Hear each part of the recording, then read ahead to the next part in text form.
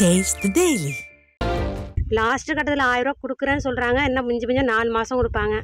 4000 கொடுப்பாங்க. மொத்த அமௌண்ட்டை 10-15 ரூபா அந்த அமௌண்ட்டை ஃபுல்லாக கொடுக்கவே மாட்டாங்க. இப்போ ஆட்சி முன்னேறதான் மகளிருக்காக அந்த கலைஞர் இந்த ஆட்சி ஏமாத்துறாங்க. முக ஸ்டாலின் ஏமாத்துற வேலையை பண்ணுறாங்க. கொடுத்தா இப்போ ஏழைப்பாளைக்கு தான் ஃபுல்லாக கொடுக்காம இருக்காங்க. முக்கால்வாசி பணக்காரங்களுக்கு தான் ஏறுது. ஏழைப்பாளைக்கு தான் முக்கால்வாசி ஏமாத்துறாங்க. கணக்கெடுத்து யாரை ஏழை பணக்காரன்னு கணக்கெடுத்து பணம் ஏற்றணும், இல்லை மொத்தமாக பணம் ஏற்றாமல் விட்டுருக்கணும். ஆசை காட்டி மோசம் பண்ணுற வேலையாக இருக்குது இந்த ஆட்சி. எனக்கு மகளிர் உரிமையத்துக்கு வரல. எவ்வளோ அலைஞ்சோம், விவோ ஆஃபீஸு கலெக்டர் ஆஃபீஸு எல்லாம் போனோம். எனக்கு 1000 ரூபாய் கிடைக்கல. இதான் எங்கள் வீடு. தினமும் கூலி வேலை செஞ்சால் தான் எங்களுக்கு காசு கிடைக்கிது. இல்லை அதுவும் கிடையாது. சட்டமன்ற தேர்தலில் ஸ்டாலின் சொல்லியிருக்கிறாரு எல்லாருக்கும் தகுதி உள்ளவர்களுக்கு தரலாம்னு.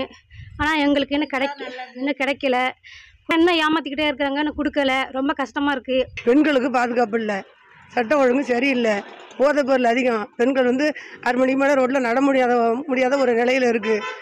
ஓசி பஸ்ன்னு சொல்லி புறக்கணிக்கப்படுகிறார்கள் பெண்கள். பெண்களை பொறுத்த வரைக்கும் ரொம்ப கஷ்டத்துலேயும் வறுமையிலையும் எல்லாம் வாடுதுங்க. எல்லாம் அவங்களும் சம்பாதிக்கிறதும் சாயங்காலம் ஆச்சுன்னா பாட்டில் கடையில் நிற்கிறதுமா இருக்குது. பெண்களுக்கு ஒரு கழுத்து காது எதுலேயுமே ஒரு நகை நட்டு எதுவுமே வைக்க மாட்டாங்க. எல்லாம் தாலியை வரைக்கும் அறுத்து கொண்டு விற்று குடிக்கிறாங்க. பெண்களுக்கு எந்த சலுகையும் இல்லை.